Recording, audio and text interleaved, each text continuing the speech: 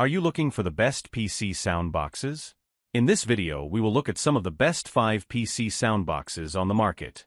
Before we get started with our video, we have included links in the description. So make sure you check those out to see which one is in your budget range. Number 1. Audioengine A2 Plus. After testing more than 20 different computer speakers and soundbars over the past few years, the pair I always return to is the Audioengine A2 Plus. They have an elegant design and quality construction and are compact enough for my busy desktop. But don't be fooled by the small stature. These speakers pack a serious punch. The clarity in the higher registers gave me instant goosebumps with songs like Sinead O'Connor's Nothing Compares to You, but there's also depth and accuracy in the mids. While the lack of a subwoofer means the bass can be a little shallow, it's not distractingly so. Music is where the Audioengine A2 Plus shines, but I had no trouble hearing cloaked elites with positional sound in Halo Infinite, and voices came through crisp and clear during in-game chat, video calls, and movies. Connectivity is well-rounded with USB, dual analog inputs, and Bluetooth 5.0 support, aptX. Just watch out for jumps in volume with different input devices. The volume knob, which also turns the speakers on or off, is a little awkward behind the left speaker, and there's no remote, but I don't have any other complaints about these PC speakers. You can also upgrade the A2 Plus by adding a subwoofer and 15-degree stands. Ultimately, these are the best computer speakers for most people because they strike the perfect balance of style, power, features, and price. Number 2. Edifier M60. These speakers from Edifier come close on sound quality to our top picks, and come in significantly cheaper. The M60 speakers produce a rich, clear sound that persists when you crank the volume up. The bass is decent, considering the lack of a subwoofer, but it can get muddy and a bit rattly. You have 3 connection options, including USB-C, which will be best for most folks, 3.5mm, or Bluetooth 5.3.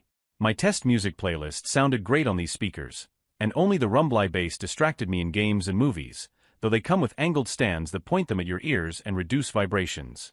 The M60 speakers are also the perfect size for most desktops.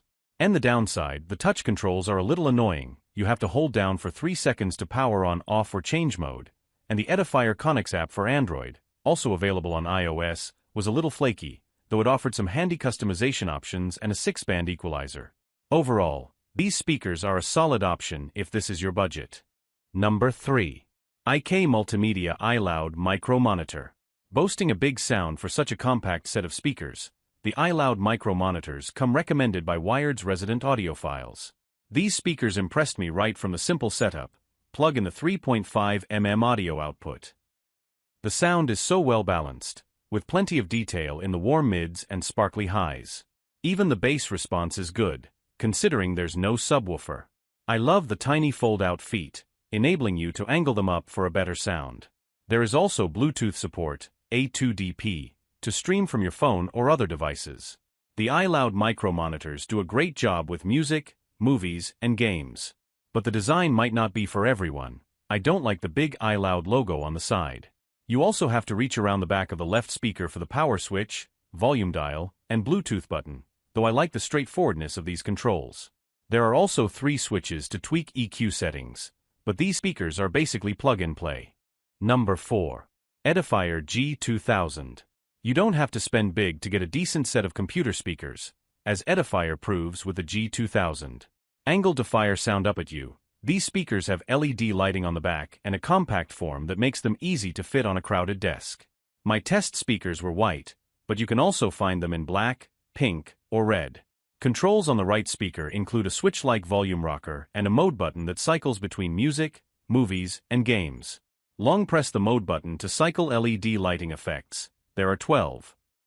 There is distortion on anything bassy, and the G2000 are a bit muddy on the high end. Because the sound imaging is far from precise, it can be tough to pinpoint sound spatially.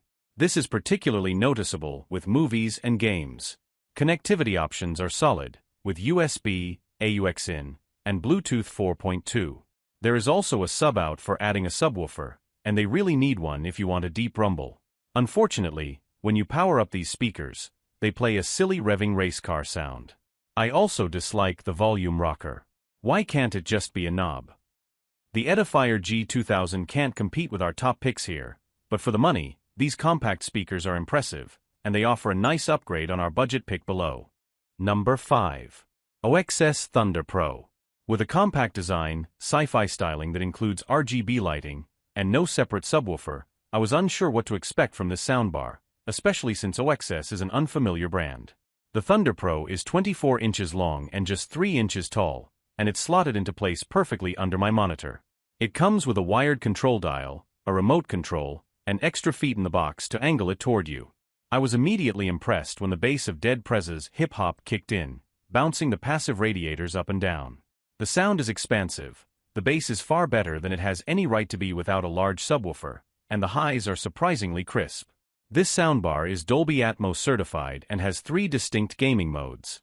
The first-person shooter mode offered excellent spatial sound, allowing me to hear the footsteps and grunts of a cloaked elite in Halo Infinite just in time to avoid being impaled.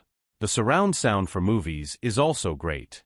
Connectivity is comprehensive with USB-A and USB-C, 3.5 mm AUX-in, Bluetooth 5.0, 2 HDMI ports, 1 eARC, a 3.5 mm mic-in, and a 3.5 mm stereo jack. All that's missing is the option to hook up a subwoofer. The bass is good, but it would still be nice to have the option, though that may be a good thing for folks with downstairs neighbors. The wired control unit lights up, acts as a volume dial and power button, and has EQ and mode buttons on the back. The design may be ostentatious for some, though you can turn the lights off. If you're willing to drop an extra $100, the Thunder Pro Plus adds a wireless satellite neck speaker. This approximates a surround sound system with support for 7.1.2 Dolby Atmos, and it's an innovative idea, but you need a chair with a headrest to strap it to. It's comfy enough, and I had no latency issues, but the sound from the headrest is a little tinny, and because it's wireless, you must charge it frequently. The battery only lasts up to 12 hours.